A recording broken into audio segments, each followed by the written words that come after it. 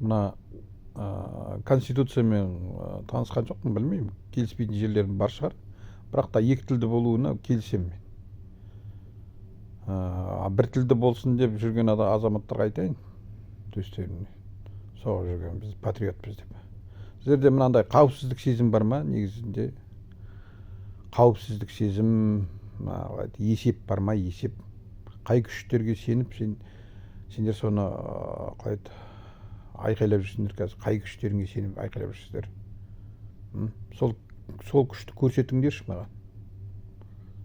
Мына тұрған мемлекеті болсын, Турциямен бірге болайық деп.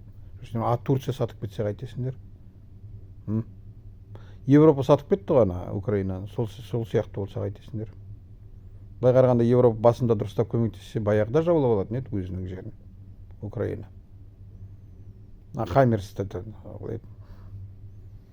Хаммерстің өзін дұрыстап берсе, мысалы, баяғыда жаулап алатын еді. Берген жоқ қой, дұрыс көмектескенде жоқ қой. Бәрін подставить етті де болды, қазір зардабын шегіп жатыр халық. Патриотизм деген ол халықтың соры негізінде, есепке жоқ адамдар.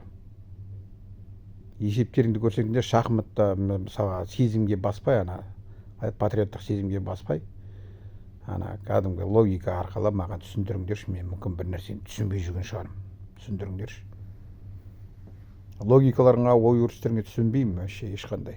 Ең ұзақ шекара 20 миллион халқымыз бар, 2 есе аз Украинадан, 2 есе аз. Арқа сүйейтін күш жоқ артымызда. Или Қытайға сеніп отырсыңдар ма? Қытайға сеніп отырсаңдар, Россия мен Қытай келісіп жатыр, жартысын Россия, жартысын Қытай бөліп алады. Ұйғырды кезінде бөліп алған сияқты. Солай болады ал Ұйғырстанда. Сондайды қалайсыңдар ма? Сіздер соғысты қалайсыңдар ма? Нені қалайсыңдар? Логикаларыңа түсіндіріңдерші. Қандай расчет сендерде? Сіздер мына уақытты есептемейсіңдер ма? Уақыт бара-бара халықтың саны өскесін, бір тілді автоматически болады. Соны неге түсінбейсіңдер? Көп нәрсе лишний повод іздеп жүрсіңдер ма? Путинге лишний повод болсын деп. Путиннің рейтингі түсіп кетті, рейтингін көтеру үшін тағы да бір соғыс жариялап жіберсе, онда Путинге тіпті жақсы, рейтинг өсіп кетеді. Ол біздер мысалға жазықтық, жеріміз жазықтық, онда кішкене тығылып, ауғандай тығылып партизанский соғыс жүргізетін тоже жағдай жоқ ондай. Ол дейтін есеп қой, мына қауіпсіздік сезім болу керек қой кішкене. Сендердің аргументтерің жоқ қой. Шындарыңды айтыңдаршы, патриоттар. Аргумент, бірде-бір дұрыс аргумент бар ма қазір? Қалыптасқан жоқ қой әлі. Күту керек, сабырлық керек. Амал керек, амал ғой ол, амал. Соғысты болдырмайтын амалы ғой. Осы қайбір сол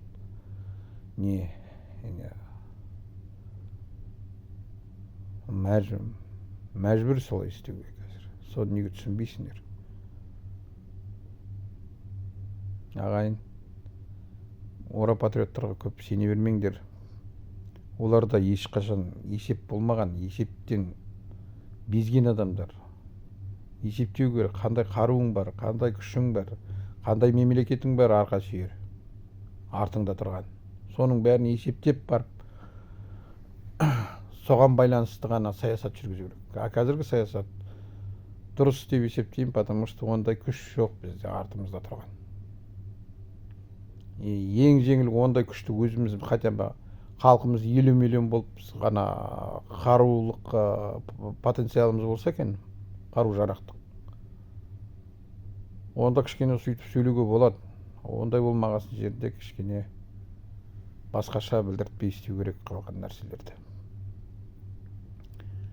Сол, ағайын аман болайық. Әрбір провокацияға анау күшті мына айтып жатыр деп тілі кәдімгі сайрап тұрған азаматтар ол сайрай берсін, бірақ та ар жағында есеп болмаса ол босқа айтылып отырған әңгіме. Сау болыңыздар.